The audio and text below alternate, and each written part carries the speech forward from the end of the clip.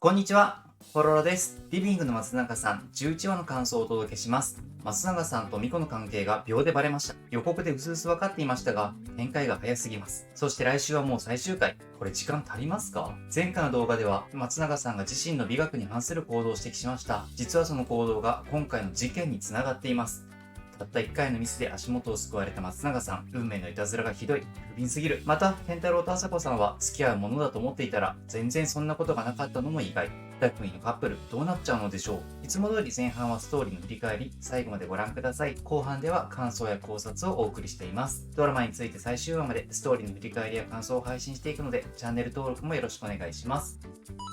松永さんはリビングでため息をついていました。不慣れな告白をしたせいか、その顔には疲労感がにじみ出ていました。リビングに亮が入ってきます。彼の姿を認めると松永さんは覚悟を決めて立ち上がりました。ミコに好意を伝えたことを報告します。園田さんと付き合うってことですか？亮は少し老害しながら研究を確認しました。松永さんは首を振ります。自分はあくまで保護者なので気持ちを伝え合っただけで男女交際はしないというのです。不可解な関係を知らされ、亮は一瞬言葉に詰まります。しかし、意を決して口を開きます。ミコのことを泣かせたら許さない。そう伝えたのです。松永さんは、任せてほしいと言いたげに、ふっと笑いました。部屋に戻った松永さんは、ちゃんとしねえと、独りごち、パソコンを開き、家探しを始めます。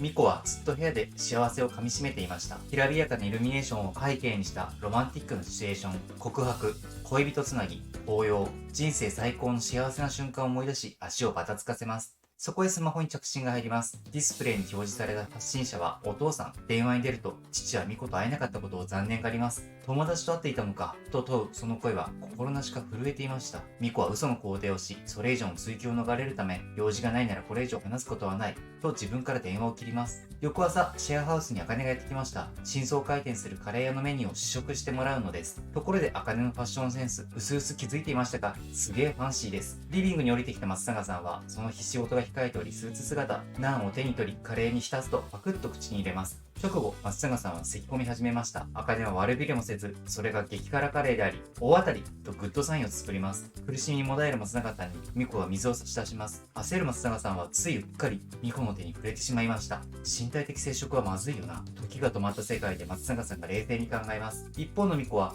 手が触れ合っていることに優越を感じていました。早く松永さんに水を渡してあげた方が、彼を救済することになるのですが、ニコニコ笑いながら溢れ出る多幸感に身を委ねています。辛さにもだえる松永さんの顔が歪み、時が動き始めました。朝子さんと茜が水を持ったまま硬直する二人を見て不審そうにします。慌てて水を受け取ると松永さんはグビグビとそれを飲みました。さすが松永さん。それでも水を一滴もこぼしませんでした。そうこうしているうちに出かける時間が迫ってきて、松永さんは家を飛び出していきました。うっとりした表情で見送るミコ。茜は今の二人の公職は何だったのか問いただします。ダブルデートの当事者だった朝子さんはミコの気持ちを知っています。朝子さんはデートの結末がどうだったのか聞きました。ミコの答えを知ると、茜は歓喜の舞を踊り、朝子さんは手を叩いて喜びます。今度はミコが朝子さんの結果を聞く番。ところが朝子さんは不意をつかれたように固まります。健太郎と交際していることを指摘すると、それを慌てて否定しました。ミコは水族館で目撃したキスの話をします。朝子さんが見られていたことを知り、ショックを受けているところへ、健太郎が遅い起床してリビングに降りてきました。食卓に並ぶカレーを見つけ、喜びます。顔を洗うために一旦リビングから離れたのを見て、朝子さんは口を開きます。あのキスはドキドキするかを判定するためのお試しのキスだった。そしてジャッジの結果は友達以上の気持ちを感じなかったというのです。戻ってきてカレーを食べ始める健太郎。同じ空間にいるのが辛くなり、朝子さんはリビングから出て行ってしまいました。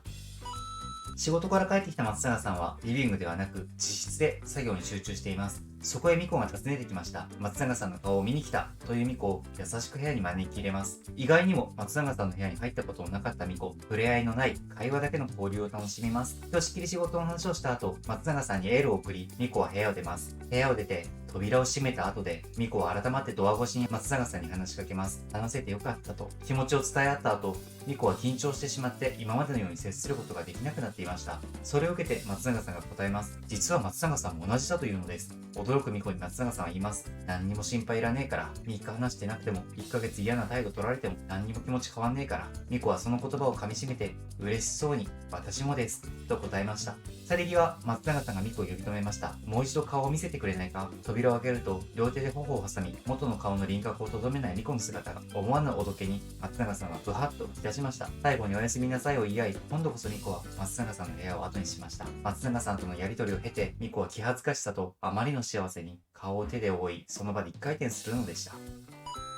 翌日、ミコは小夏先生と学校でランチをしていました。小夏は松永さんとのその後を聞きます。ミコは告白されましたと隠さずに答えます。小夏は嫌味なくその幸せを祝福してくれました。その頃仕事に打ち込む松永さんのもとへミコの母から着信が入ります。松永さんのことを喫茶店に呼び出しました。わざわざ東京まで来て面と向かって話すとはよほど重要な話なのでしょう。ミコの母は知ってしまいました。先週のミコの父の東京出張、ミコとの約束を保護されてしまった父でしたが、偶然にも彼はイルミネーションがきらびやかに光る公園にいました。そう、松永さんが気持ちを伝えたあの公園です。それだけならよかったのですが、タイミング悪くミコがバランスを崩し、松永さんがそれを抱き留めた瞬間を目の当たりにしてしまったのです。それは客観的には抱き合い、愛を確かめ合うアベックでした。母は松永さんの真意を確かめます。松永さんは倒れそうになったところを支えただけという真実を話しますが、改めて気持ちを問われ答えます。俺はミコさんのことが好きです。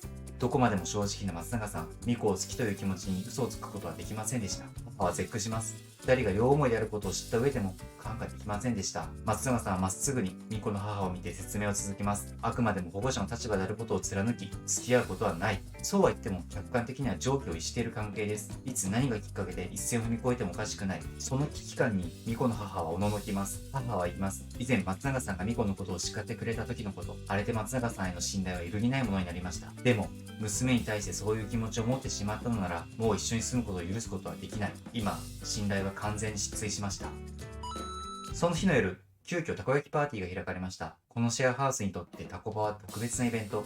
茜も呼び出し、6人で乾杯をします。それは急な開催でした。乾杯を終えると松永さんは口を開きます。報告したいことがあるというのです。俺、シェアハウスを出ていく。衝撃的な告白に空気がざわつきます。ミコは呆然自失といった体で松永さんを眺めていました。その理由は仕事に集中したいから。急な宣言に対し、何も聞いてないと口を尖らせる健太郎。ミコはその空気を壊すように祝福の言葉をかけます。続けて全員がおめでとうを口にしました。松永さんはミコの保護者を健太郎に任すと言います。しかしミコは当事者でありながら全く耳に入っていないようでした。パーティーが終わり、部屋で荷造りを進める松永さん。その部屋の扉がノックされます。中に入ってきたのはミコ。相談してほしかったと声をかけるも何も返答はありません。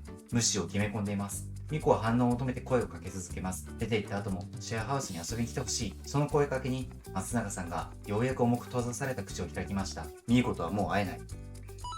10話にして SNS を盛り上げた健太郎と朝香のキス。その後、お子様のミコを途中下車させて2人で夜の街に繰り出そうかという大人のパワープレイを見られて、これが SNS ならいいねを1万回押したい衝動に駆られたピュアな成人男性のポロロです。しかしその後の2人、なんと何もなかったようです。水族館からの帰りの車の中でキスがどうだったかを問われ、朝子さんはドキドキしなかったと答えました。それは本当の気持ちに蓋をする照れ隠しのように見えていましたが、今回の放送での朝子さんの反応を見るに冗談抜きでときめかなかったようです。帰ってきてからは気まずさを感じてさえいます。一方の健太郎は本気。朝子さんに対して態度を変えずに接しています。2人はどうなっちゃうんでしょうか。小夏先生も再登場。とても爽やかにミコのことを祝福してくれました。それにしても自分を振った男とライバルの恋の進展を問うとは、なかなか勇気がいりますよね。ミコは一遍の躊躇もなく告白してもらえたことを伝えました。ミコさん、小夏先生が振られたことを知ってますよね。幸せオーラ全開で報告していましたが、ミコさん、それ、鬼畜の所業です。似たような言動を松永さんも寮に行っていました。ミコに気持ちを伝えたという宣言。でもこちらは、前回の寮の宣戦布告に対するアンサーですし、松永さんも寮には行っておきたかったとダメ押ししていたので、属性が違うように思います。まあ、寮は少し傷ついていたようでしたが、ミコの言動は完全に天然でした。とはいえ、特に傷ついた素振りのない小夏先生、もう完全に吹っ切れたみたいでよかったです。さて、お父さんに見られてしまった2人の不貞行為。最初に電話をかけてきた時、お父さんの声が上ずっていて、演技下手かと思っちゃったんですが、ちゃんと理由があって平常心でいられなかっただけなんですね。大変失礼いたしました。お父さんの心情をおもんぱかると、なかなか辛いですよね。前回の動画ではお父さんの約束を保護にするなんて松永さんの美学に反するはずと感想を話していたのですが、結局そこを曲げてしまったことがこの大惨事につながってしまいましたね。松永さんはずっとまっすぐに自分に正直に行動してきました。今回の行動だってその道から大きく外れたわけではなかったのですが、それでも足元を救われてしまいました。美子の母に指摘され、失態に気づいた松永さんは浮かれていた感情を押し殺し、元の道に戻ってきました。その結果、もう家を出ていくことを決めたのです。松永さんに0か100のオプションしかないのはさすがでした。さて、次の話が最終回。予告を見ると、亮も美子のことを諦めていないようですし、健太郎もこのままでは終われないでしょう。そして松永さんと美子の関係はどうなってしまうのか。残り20分では時間が足りない。最終話の放送後には、リビングの松永さんを全話見たもう一人のピュアな成人男性、漫画 YouTuber の歌丸さんとのライブ配信を予定しています。リビングの松永さんを遠慮も忖度もなく語り尽くすので、チャンネル登録をしてお待ちいただけると幸いです。今回はドラマリビングの松永さんの第11話を振り返りました。男性視点での感想が気になる方はぜひチャンネル登録をお願いします。いいねやコメントも大変励みになります。一緒にドラマや俳優さんを応援しましょう。TVer では見逃し配信が行われています。こちらは無料なので、ぜひもう一度どうぞ。